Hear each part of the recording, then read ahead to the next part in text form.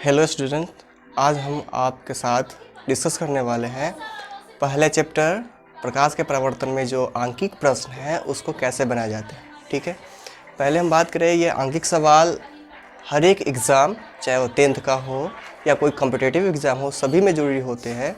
इसीलिए आज हम इस सवाल को डिस्कस करेंगे। ठीक है, चलिए शुरू करते हैं।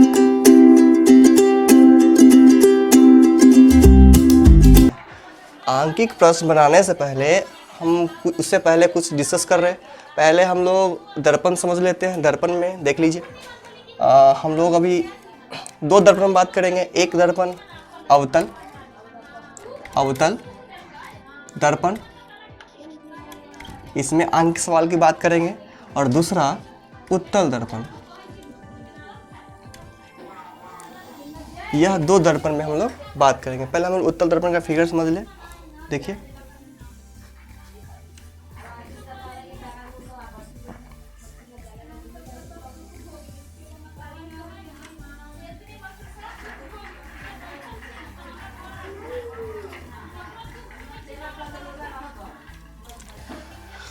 ठीक है, यह दर्पण अवतल दर्पण बनाया हमने। ठीक है, इसमें यह दर्पण है। दर्पण का इधर का साइड परावर्तक सतह, उधर का साइड रश्मि सतह है। ठीक है, यह इसका फोकस बिंदु, यह इसका वक्रता केंद्र, यह इसका ध्रुव। ठीक है, और यह जो लाइन आपको दिखाई दे रहा है, यह लाइन है आपका प्रधान अक्ष। ठीक है, चलिए हम लोग अब उत्तल दर्पण बनाए। उत्तल दर्पण देख लीजिए कैसे बनता है। जब कभी आप दर्पण कोई भी दर्पण बनाएं तो हमेशा याद रखिए जो उसका परावर्तक सतह है वह हमेशा आपके बाईं ओर होना चाहिए, इधर की ओर। या परावर्तक सतह की बाईं ओर, इसका फोकस बिंदु या इसका ध्रुव P, फोकस बिंदु F और वक्रता केंद्र C। ठीक है, फोकस बिंदु, वक्रता केंद्र, ध्रुव के बारे में अलग सा एक डिटेल वीडियो बनाएंगे। उसमें अभी आज हम लोग केवल बात कर रहे हैं कि आंकिक सवाल कैसे बनाएंगे। ठीक है, उस पर डिस्कस कर रहे हैं। देखिए यहाँ पे अब बता दें आपको कि यह दोनों दर्पण में जो भी दूरियां होती हैं, कुछ भी हो, वह किसी न किसी विशेष नियम से दर्शाए जाते हैं। ठीक है, उस विशेष नियम को हम लोग बोलते हैं नई कार्तीय चिन्ह परिपाटी। मतलब जो भी प्रकाशीय यंत्र होते हैं उसमें जितने चिन्ह लगते हैं, या वो प्लस हो या माइनस हो, यह सब नई कार्तीय चिन्ह परिपाटी के अनुसार ही होता है। चलिए हम लोग बात करें नई कार्तीय चिन्ह परिपाटी क्या है, क्योंकि जब तक आपको यह नहीं पता रहेगा नई कार्तीय चिन्ह परिपाटी, आप आंकिक सवाल नहीं बना सकते। ठीक है, तो यह जानना एकदम ज़रूरी है। इसलिए हम लोग दोनों में बात कर ले। आंकिक प्रश्न बनाने के लिए नई कार्तीय चिन्ह परिपाटी एकदम ज़रूरी है जानना। पहले हम लोग बात कर ले आंकिक प्रश्न। नई कार्तीय चिन्ह परिपाटी में होता क्या चीज़ है कि नई कार्तीय चिन्ह परिपाटी के अनुसार दर्पण का जो ध्रुव होता है उसको मूल बिंदु मान लिया जाता है। ठीक है, दर्पण का जो ध्रुव होता है, यानी यह P जो है, यहाँ भी P है, इस दोनों को मूल बिंदु मान लिया जाता है। ठीक है, यानी यह इसको मूल बिंदु मान लिया जाता है। ठीक है, वस्तु को हमेशा हम लोग वस्तु को प्रधान अक्ष पर ही रखते हैं। ये आपका प्रधान अक्ष है, ये भी प्रधान अक्ष है। वस्तु को हमेशा प्रधान अक्ष पर रखते हैं। ठीक है, जैसे कि कोई वस्तु को आपको रखना हो तो आप सिंपल, या मान लीजिए यहाँ पे रखना है तो आप ऐसे रख दीजिए वस्तु को। यहाँ वस्तु, इधर वस्तु रखना है तो हम लोग इधर वस्तु को नहीं रखेंगे, इधर ऐसे वस्तु को डाल दें। या वस्तु, यानी वस्तु को हमेशा दर्पण के बाईं ओर ही रखा जाता है, क्योंकि परावर्तक सतह ही इधर है तो वस्तु को हम इधर ही रखेंगे। ठीक है, दूसरा बात कि दर्पण में जो भी दूरी मापी जाती है वह ध्रुव से मापी जाती है। ठीक है, कहाँ से मापी जाती है? वह ध्रुव से मापी जाती है। ठीक है, यहाँ भी जो भी इधर भी मापेंगे तो ये ध्रुव से, इधर भी मापेंगे वो भी ध्रुव से। मतलब कि दर्पण में जितना दूरियां हम लोग मापेंगे वह सब ध्रुव से मापी जाएगी। ठीक है, अब हम बात करें कि इस ध्रुव से इधर की यानी बाईं ओर जो दूरी होगी मापी जाएगी वह ऋणात्मक होगी, यानी माइनस होगा। ठीक है, यहाँ से इधर की ओर दाईं ओर मापी की दूरी धनात्मक प्लस। ठीक है, और यहाँ से ऊपर की ओर, इधर से हम लोग ऊपर की ओर जो दूरी मापेंगे सीधा ऊपर की ओर, वह प्लस होगा, और जो हम लोग नीचे की ओर दूरी मापेंगे वह माइनस होगा। ये हमेशा याद रखिएगा। दर्पण से या ध्रुव से बाईं ओर की दूरी मापी गई जो हो वह ऋणात्मक होगा, दाईं ओर जो दूरी मापी जाएगी वह धनात्मक होगा। इस अक्ष से ऊपर की ओर मापी गई दूरी प्लस यानी धनात्मक होगा, अक्ष से नीचे की ओर मापी गई दूरी माइनस होगा। इसमें भी सेम बात है, यहाँ से इधर की ओर जो मापिएगा वह माइनस में आएगा, ठीक है, इधर से मापिएगा वह प्लस में होगा, ठीक है, नीचे की ओर मापिएगा दूरी वो माइनस होगा, ऊपर की ओर मापिएगा दूरी वह आपका प्लस होगा। इतना बात याद रखें, नॉर्मल बात, ठीक है। यदि आपको यह नहीं समझ में आए तो आंकिक प्रश्न बनाने के लिए एक बात हमेशा आप याद रखिए। सबसे पहले आप आंकिक प्रश्न बनाने के लिए क्या याद रखना है वो हम आपको बता दें। पहली बात सूत्र याद रखिए, ठीक है। हम लिख देते हैं दर्पण सूत्र, दर्पण सूत्र दोनों दर्पण में आप लगा सकते हैं, ठीक है। सूत्र होता है 1/v प्लस 1/u बराबर 1/f। अब v क्या होता है, v की बात करें तो v होता है प्रतिबिंब, प्रतिबिंब की दूरी, प्रतिबिंब की दूरी, ठीक है। u वस्तु की दूरी, वस्तु या बिंब की दूरी, बिंब की दूरी, ठीक है। और f होता है दर्पण की फोकस दूरी, दर्पण की फोकस दूरी,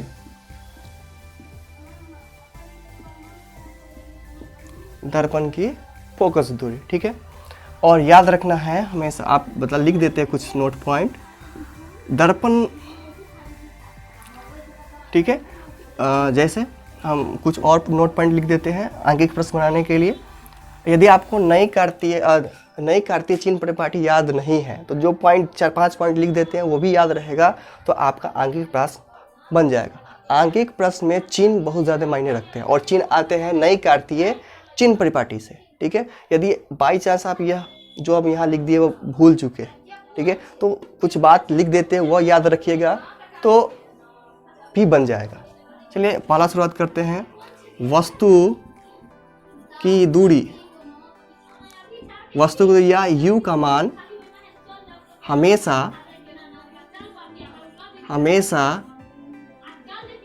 माइनस ले, ऋणात्मक ले, ठीक है, ये याद रखिएगा, यह वाला नोट। यानी वस्तु की दूरी हमेशा आपको क्या लेना है, ऋणात्मक लेना है, यानी माइनस लेना है, ठीक है। अगला स्टेप अपन बात करें अवतल दर्पण, अवतल दर्पण की फोकस दूरी, फोकस दूरी, अवतल दर्पण की फोकस दूरी, ठीक है, माइनस ले होती है, लिख देते हैं। दर्पण यदि अवतल होगा तो फोकस दूरी हम लोग यानी f का मान, फोकस दूरी को हम लोग f से लिखते हैं, यानी f का मान हम लोग लिखेंगे क्या चीज, माइनस लिखेंगे, ठीक है। अगला स्टेप हम लिख लेते हैं उत्तल दर्पण की फोकस दूरी, फोकस दूरी प्लस ले, प्लस होती है, यानी कि फोकस दूरी को हम लोग f से लिखते हैं, स्मॉल f से। तो f का मान जब भी लिखेंगे हम लोग प्लस में, कब, जब दर्पण कौन सा हो, उत्तल दर्पण है, ठीक है। अब बात करें प्रतिबिंब, प्रतिबिंब, प्रतिबिंब वास्तविक। यदि प्रश्न में ही कह दे कि प्रतिबिंब वास्तविक है, जब ये प्रतिबिंब वास्तविक है तो प्रतिबिंब की दूरी, तो प्रतिबिंब की दूरी, प्रतिबिंब की दूरी माइनस ले, क्या ले, माइनस ले, ठीक है। और आभासी कहे, आभासी कहे तो प्लस ले। आपको अभी यह नहीं समझना कि वास्तविक प्रतिबिंब और आभासी प्रतिबिंब होता क्या चीज़ है, ठीक है। आप यह ध्यान दीजिए, यदि प्रश्न में कह रहा है कि वास्तविक प्रतिबिंब बना है तो v का मान यानी प्रतिबिंब की दूरी को हम लोग v से लिखते हैं, तो v का मान माइनस ले, और आभासी का है तो v का मान प्लस ले, v का मान जो भी होगा वह प्लस में लेंगे, ठीक है। जो बात लिख दिए हैं उसको याद रखना ज़रूरी है, ठीक है। और है हम लोग कल डिस्कस करेंगे, अभी एक सवाल बना के इस पर आपको दिखाते हैं, ठीक है। देख लीजिए, एक सवाल बना के दिखा रहे हैं, ठीक है। जैसे कह रहे हैं कि आपको सिंपल दे दे, कहे कि अवतल दर्पण में फोकस दूरी बराबर 7 सेंटीमीटर, ठीक है। वस्तु की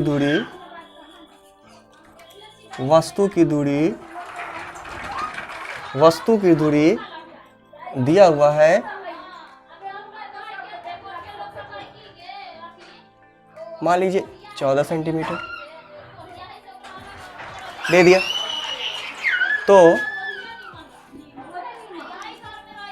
तो प्रतिबिंब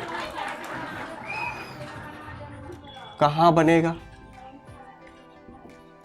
जैसे आपसे सवाल पूछ दिया प्रतिबिंब कहाँ बनेगा, प्रतिबिंब की स्थिति क्या है, यह बताइए। यह सब एक ही बात है, यानी आपसे प्रतिबिंब के बारे में पूछ रहा है, ठीक है। तो हम सवाल क्या बनाए, कैसे बनाते हैं? सब हल करने के लिए सबसे पहले जो भी आपको दिया हुआ है क्वेश्चन में उसको संकेत के रूप में हम लोग बदल देंगे, चिन्ह के साथ। जैसे यहाँ देखिए क्या दिया हुआ है, फोकस दूरी, तो फोकस दूरी को हम लोग एफ से लिखते हैं, देखिए यहाँ पे लिख दिए। फोकस दर्पण की फोकस दूरी को हम लोग स्मॉल एफ से लिखते हैं, तो स्मॉल एफ बराबर कितना 7 सेंटीमीटर। अब देखिए यह 7 प्लस हुआ के माइनस, तो आप देखिए दर्पण कौन सा था, अवतल दर्पण, तो लिख दिए हैं अवतल दर्पण की फोकस दूरी हमेशा क्या होती है, माइनस होती है, तो हम लोग माइनस लगा दिए, ठीक है। उसके बाद हम लोग बात करें, अब क्या दिया हुआ, वस्तु की दूरी। तो वस्तु की दूरी को देखिए हम किससे लिखते हैं, वस्तु की दूरी को, वस्तु को या प्रतिबिंब की दूरी को, वस्तु या बिंब की दूरी को हम लोग यू से लिखते हैं, ठीक है। तो यू बराबर क्या आ जाएगा, देख लीजिए यू बराबर 14, ये माइनस होगा प्लस, देखिए यहाँ लिख दिए वस्तु की दूरी यानी यू का मान हमेशा माइनस ले, तो माइनस। क्या निकालना है, प्रतिबिंब कहाँ बनेगा, यानी प्रतिबिंब के बारे में पूछ रहा है, तो प्रतिबिंब की दूरी, तो प्रतिबिंब की दूरी यानी भी बराबर आपको निकालना है। ये हो गया, तो हम लोग अब सूत्र का उपयोग करेंगे। सूत्र क्या है आपका, दर्पण सूत्र, 1/v प्लस 1/u बराबर 1/f, मान डालो 1/, भी का मान तो नहीं निकालना, भी को भी रहने दीजिए, प्लस 1/u का मान -14 बराबर f का मान 1/-7। पहले हम लोग चिन्ह का क्रिया कर लेते हैं, 1/v प्लस माइनस 1/14 बराबर, यहाँ माइनस ऊपर कर देते हैं, इसको ऊपर प्लस है, नीचे माइनस, प्लस माइनस माइनस ही हो जाएगा। अब देखिए v का मान निकालना है, तो ये माइनस है उधर गया, तो प्लस 1/v बराबर -1/7 अब प्लस 1/14। अब हम लोग सवाल बनाए, तो 1/v बराबर क्या लिख सकते हैं, लॉस निकाल लीजिए, 7/14 का लॉस तो 14 ही होगा, 7 दूना 14 यानी -2 प्लस 1 हो जाएगा, यहाँ बटा जोड़ करेंगे। अब देखिए क्या आ जाएगा, 1/v बराबर, ये तो जुड़ेगा नहीं, घट जाएगा, तो -1/14। अभी देखिए भी का मान नहीं निकला, विद्यार्थी गलती यही भी करता है, बोल देता है अच्छा भी का मान -1/14 आ गया, गलत हो गया। यहाँ हम लोग कोना का निगुना कर लेते हैं, तो क्या जाएगा, -v बराबर 14, इसीलिए v बराबर -14 सेंटीमीटर।